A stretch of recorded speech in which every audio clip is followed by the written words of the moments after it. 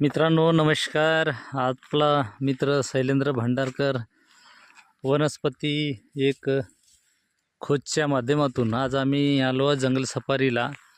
आणि आज आम्हाला इथं मोठ्या प्रमाणात एक चाराचं झाड मिळालं. ह्या ठिकाणी 5-6 झाडं आहेत मित्रांनो चाराचे, आपण पाहू शकता.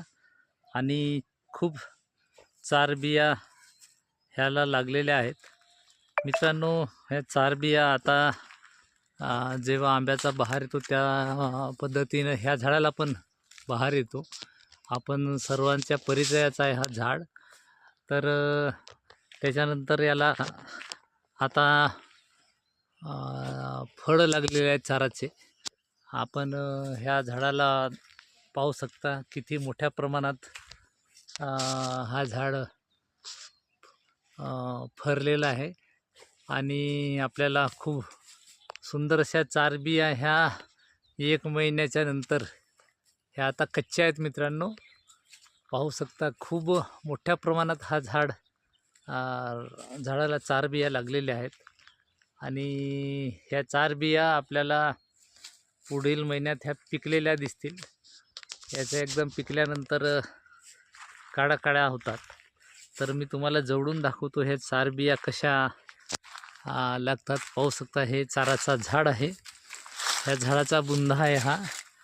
आणि याची जी साल आहे हे खरबूस आहे. आणि हे थोडं व्हाईट कलरमध्ये आणि ब्लॅक कलरमध्ये आहे. हे चाराचं झाड आहे. आणि हे झाडाचे पानं आहेत मित्रांनो. चाराचं झाड ओळखणे अगदी सोपं आहे. याचे पान लांबट थोडं गोलाकार असतात हे. आणि दोन्ही बाजूला ह्या पानाला अशा रेघा असतात. सम प्रमाणात ह्या रेघा आहेत, पाहू शकता ह्या चाराच्या झाडाच्या. आणि खूप सुंदर असे याला खालीच चाराच्या बिया पण लागलेल्या आहेत. ह्या कोवड्या आहेत आता सध्या. आणि एकदम मस्त खूप मोठ्या प्रमाणात ह्या चाराला बिया लागलेल्या आहेत. हे गावाच्या जवळ जे जंगल आहे त्या जंगलाला लागून हे झाड आहे. तर मित्रांनो ह्या खूप सुंदर ह्या सर्व बिया जवळून पाहू शकता. ह्या सध्या कोवड्या आहेत. खूप मोठ्या प्रमाणात ह्या झाडाला बिया लागलेल्या आहेत. तर मित्रांनो हे 4थ्या महिन्याच्या शेवट हे झाडाच्या बिया 4 बिया पिकतील. आणि पिकल्यानंतर आपण याचं जे हे टरफल आहे, हे टरफल आपण मस्त आवडीनं खातो. खूप गोड असतात ह्या. आणि वाढल्यानंतर ते एकदम खूप सुंदर असतात. जेवढे हे वाढलेले असतात तर त्याची चव खूप वेगळी लागते मित्रांनो. पक्षी पण खूप मोठ्या प्रमाणात हे खातात. आणि माकडं पण खूप मस्त आस्वाद घेतात चार बियांचा. आणि उरलेली जे आतमध्ये याच्या जी आठी असते, आम्ही म्हणतो याला आठी, आतमध्ये असते ते, त्याच्यामध्ये जे चारोळी निघते बी, ही खूप पौष्टिक असते मित्रांनो.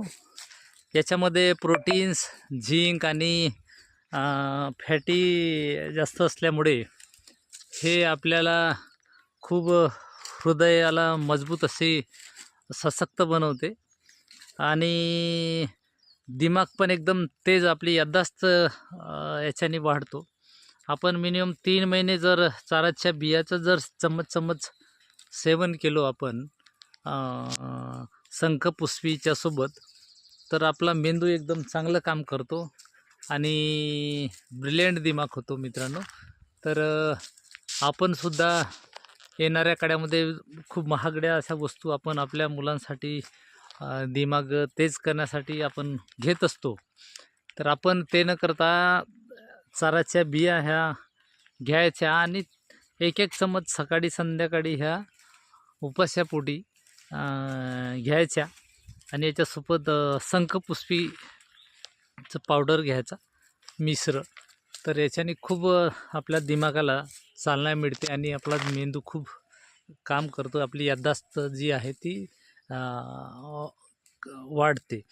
तर अशा पद्धतीनं ह्या चाराच्या बियामध्ये झिंक,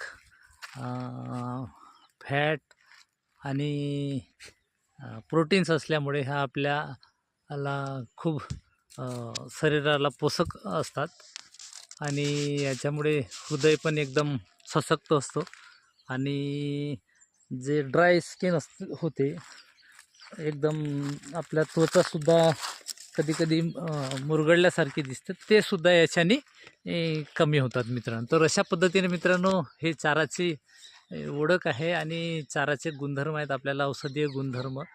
तर आपण बघू शकता खूप मोठ्या प्रमाणात ह्या चाराच्या बिया लागलेल्या आहेत.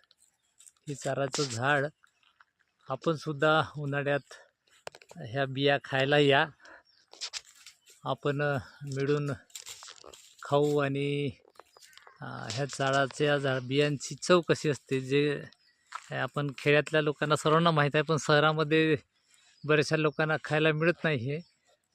तर नक्कीच आस्वाद घ्यायला या. खूप मोठ्या प्रमाणात हे चाराचे झाडं आता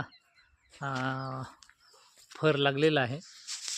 तर मित्रांनो आजचा व्हिडिओ कसा वाटला नक्कीच आपण याला लाईक कराल, शेअर कराल आणि सबस्क्राईब करायला विसरू नका मित्रांनो. तर अशा पद्धतीनं आज आपण चाराच्या चाराच्या झाडाच्या जवळ आपण आहोत. हे परत एकदा आपण बघू शकता ह्या चाराच्या बिया आहेत. ह्या कोवड्या आहेत, आता हिरव्या आहेत. पिकल्यानंतर ह्या जांभळ्या काळ्या कलरच्या होतात. तर धन्यवाद मित्रांनो.